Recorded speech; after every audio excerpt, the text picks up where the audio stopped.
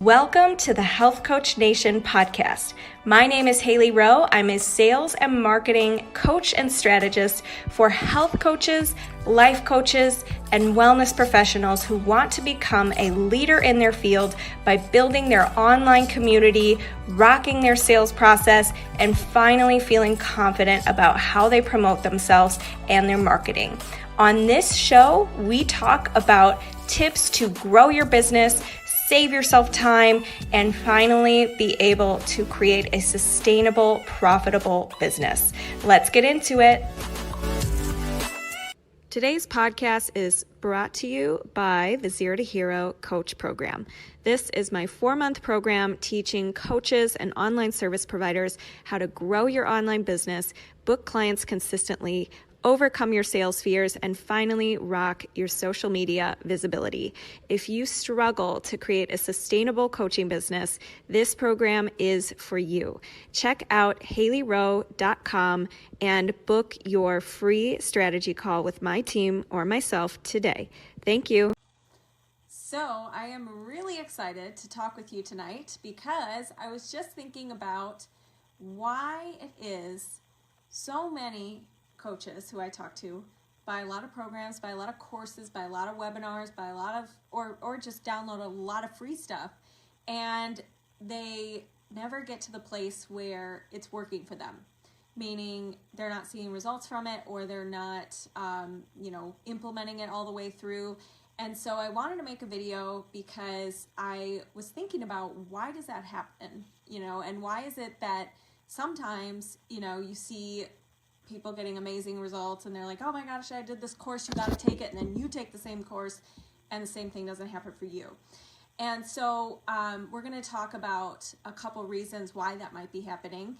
And I also want to let you know that this Thursday, February 3rd at 7 p.m. Eastern time, I'm going to be going live sharing with you my fast track plan to 10K months as a health or life coach, without the niche overwhelm and without needing to post every single day on social media. So if you're really tired of needing to post all the time or hearing gurus say you need to post multiple times a day, I want to invite you to come this Thursday because I'm going to be sharing with you things like my 4 basics to client attraction.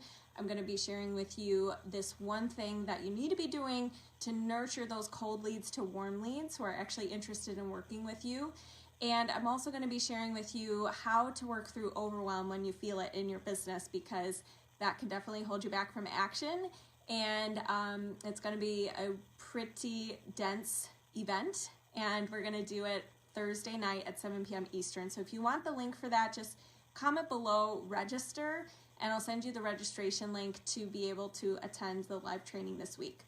So that said, let's talk about why things might not be working for you.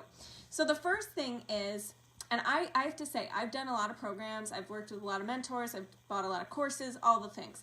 And originally, back in the day, now that I'm more advanced these days, I take full responsibility for my results in programs. But early on, there was a time when I didn't really, I kind of put all my trust in the thing I was buying and the course I was buying, and just was like, help me, I'm pathetic, I'm trusting you with my life.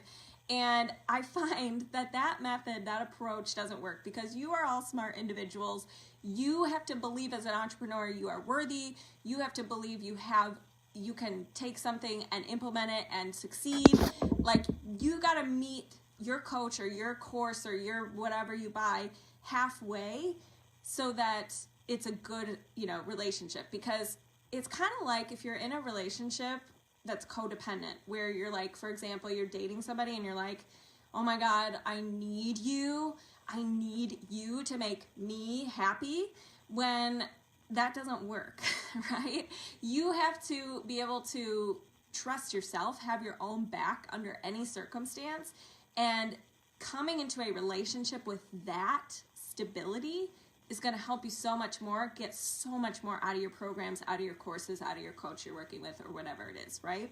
So the first thing is not having trust in yourself. You got to have a baseline of trust in yourself going into any course, any program, working with any coach.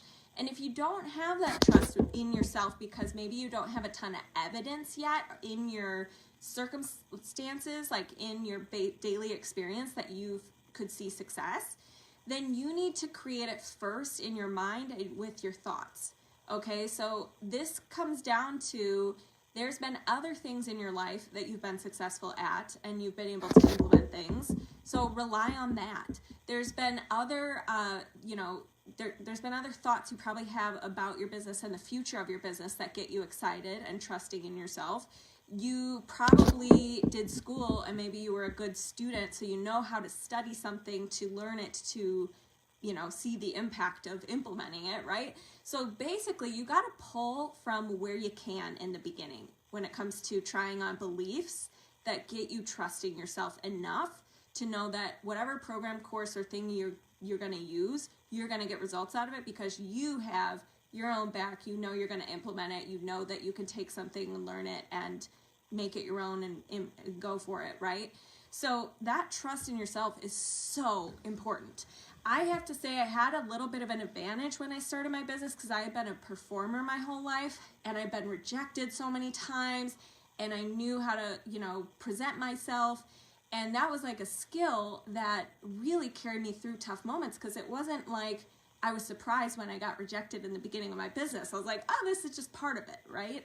So that first thing is you have to build trust within yourself.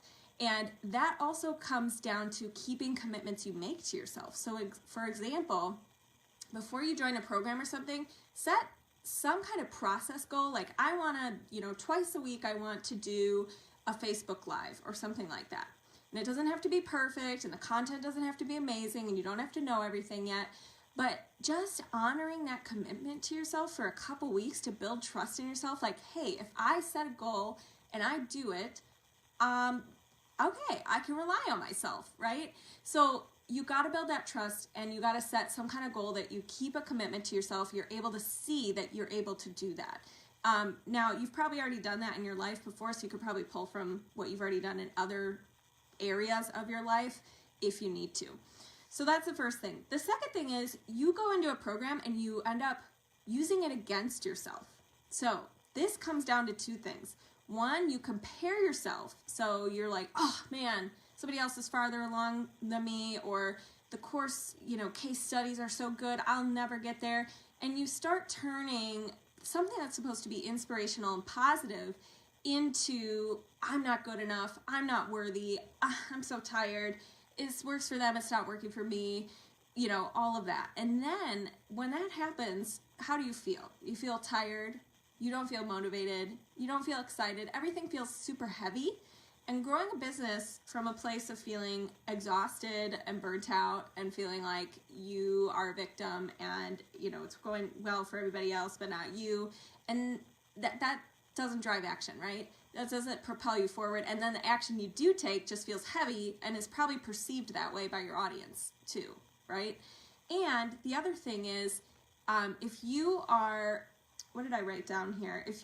Confirmation bias, right? So if you decide, well, I'm behind, you're going to look for every reason to confirm how behind you are, and you're going to feel that way. And then you're going to keep looking for more reasons and see, there, I'm right. Like our brains really like to prove our beliefs true. And a belief is just a thought you keep thinking, like Abraham Hicks says. And so if you have a belief, you just keep thinking and you keep looking for more evidence about it, you really hold strongly to it, right? So my suggestion is if you want to succeed in a program or you want to take a course or you want to do something and you want to reap the rewards of it, you have to go in looking for all the reasons why you're going to succeed, all the reasons why the tools are going to be useful to you, all of the reasons why you are going to be resourceful, you are going to get the most out of it, you're going to bring your best, and using that to build momentum in your business and move you forward, and look for confirmation bias of all the reasons why it's going to work for you, all the reasons why you can be successful. That's what you want to focus on, because there's no upside to confirmation bias for beliefs you don't want to keep. So any belief you don't want to keep, don't repress it. Don't act like it's not there. You don't have to go straight to a positive affirmation acting like, it's not, you're just trying to like push it away. but do decide, what beliefs do I want to build evidence for, and what are some thoughts I could have about that are starting to move me in that direction, right? So we call those bridge thoughts. They can be something that just kind of bridges the gap between what where you're at right now and what you really strongly believe that you don't want to keep believing, and where you want to be on the positive ideal side that you're not believing yet. So you got to start bridging your way there and forming and starting to collect more evidence, more reasons why you can get to the other side of that bridge. So that's the second thing I wanted to say is don't compare yourself, and instead compare yourself to where you started your journey. So there's a difference between comparing ourselves to the ideal picture of where we think we should be, where we think the standard is, what the industry is telling us the standard is, and what our starting point was and where we are now. Notice how if I compare myself to an ideal standard, like, I'm comparing myself to this coach who's been doing it for 20 years and is a multimillionaire and has Facebook ads running and a funnel and a website and etc. And I'm a new coach who just started 6 months ago and doesn't, I just have a website, it's new, and I don't really know what I'm selling yet and all that. That is completely unfair and not relevant comparison, right? It makes zero sense. It's comparing apples to oranges. And it's comparing yourself to somebody outside of you who you don't know the full story, you don't know what their journey has been, you don't know how long they've been at it. So instead, I want to encourage you to compare yourself to where you started. If you started a course 2 months ago and you didn't know your niche and you didn't know, what you wanted to sell, etc., and now you do, and now you feel confident explaining it, you have it memorized, you're starting to get the word out, you've updated your bios, you're like, getting excited about the content you're creating around it, you're planning a launch around it, like that's progress, right? And acknowledge and celebrate those wins. And a lot of times people say, well, if I celebrate the wins and I get too excited too soon, I'll probably drop the ball, not feel as motivated, I got to beat myself up, I got to keep myself motivated, I got to get myself, riled up about where I want to be. And yeah, that doesn't work, right? We can't hate ourselves in the process. We can't act like we're not good enough in the process to propel us forward. That actually just drags us down. Just like if you're a weight loss coach or something and, your client is acting like hating their body and self-loathing is helping them, when we all know that it's driving them to feel stressed, overeat, and, not continue the cycle of not feeling good about themselves, and then feeling bad and feeling icky about their choices and whatever, right? So that's the third thing. The next thing I want to talk about is how, and when it comes to the tools, I just want to say one more thing about that. This is part 2 of this, using the tools against yourself. So one way you're using it against yourself, like I said, is by comparing yourself and, that kind of thing. The other way that you use tools against yourself in a program is by perfecting it and being like, okay, I have the tools and now I have to do every single thing, my coach says, and it has to be perfect, and I'm going to obsess over it. I'm going to have 5 revisions, and it never goes out into the world. And you're not making any progress because you're just like, I got to use the tools and I got to make them perfect, right? So using the tools in a way that doesn't allow you to move forward, it doesn't allow you to get a minimum viable product out there, and it actually works against you because now you have these tools and you know what you're supposed to do, but you're just sitting in what you're supposed to do without ever putting it out there.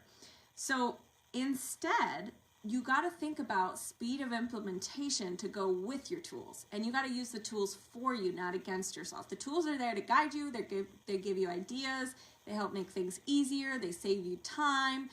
They're not supposed to let you sit and dwell on them and make them overly perfect and never actually put them out there. So use the tools to your advantage, not against yourself. And then, of course, I want to talk about shiny object syndrome next, because I was just talking to somebody today who was saying, I have like 12 courses and 12 coaches and like all these things, and then I get a new idea and I see a new webinar or something and it's really awesome, and then I want that, and ends up implementing none of them, right? because it's just so much information and so many good ideas, and ooh, like this looks fun, and then it never ends up coming into fruition because you're always on to the next thing. So learning constraint and focus in your business and really working closely with your program or mentor or whatever is so valuable, because you are not just, you might think that you're missing out on all these other things, but we all know that when there's all these other things, you end up getting nothing truly accomplished, right? So that's another one. And then the last piece I want to talk about is process mindset versus get there mindset.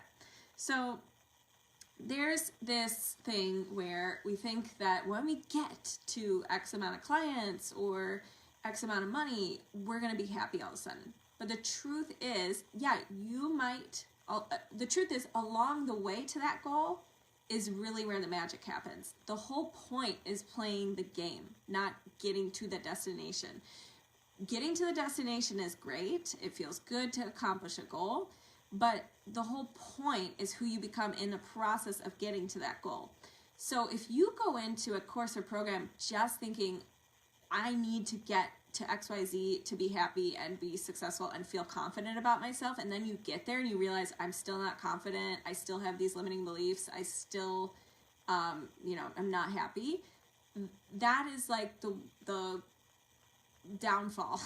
That is like the, oh shoot, right? So we need to really focus on the process and enjoying the process and using the process as a way to improve yourself and gain the confidence and create your mindset and how you want to be in the process to get to the end result.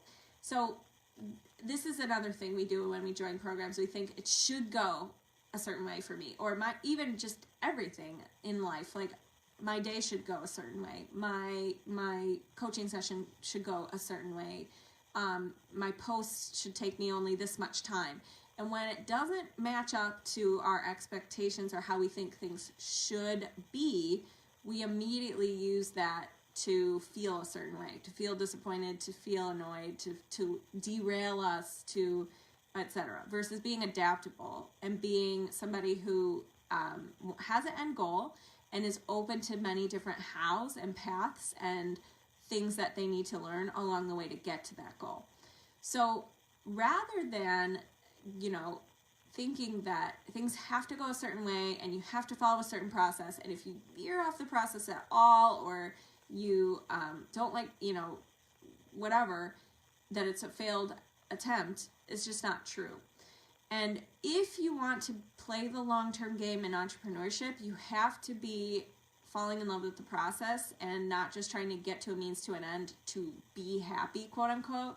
And not even not putting that responsibility or pressure on your business, because then your business is for you versus serving others.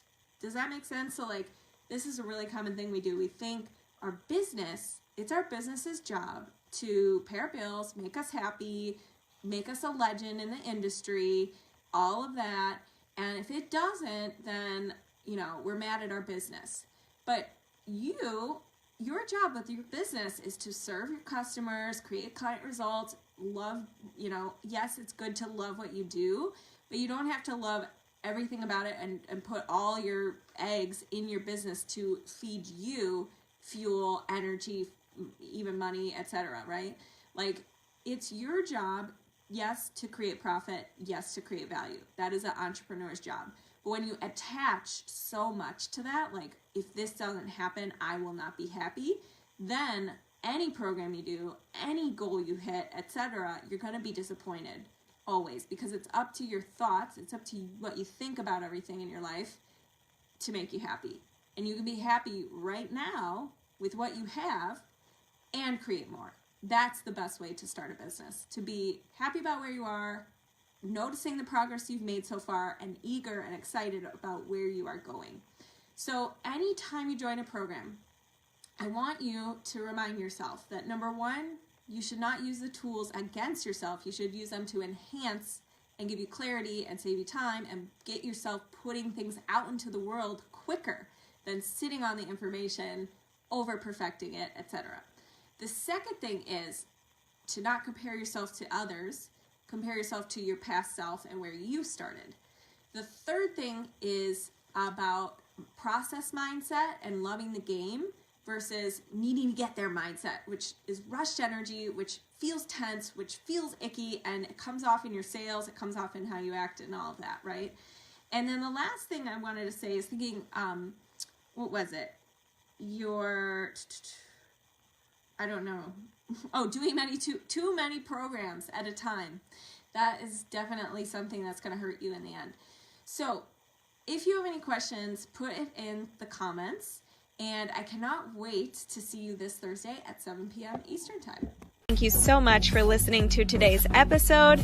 And if you liked it and want to reserve your very own free sales audit, go to haileyrowe.com/strategy-call to book your very own free sales audit.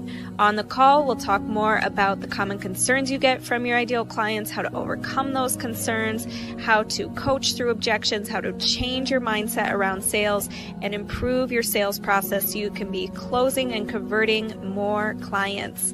I can't wait to connect with you, and go to haileyrowe.com/strategy-call to take the first step.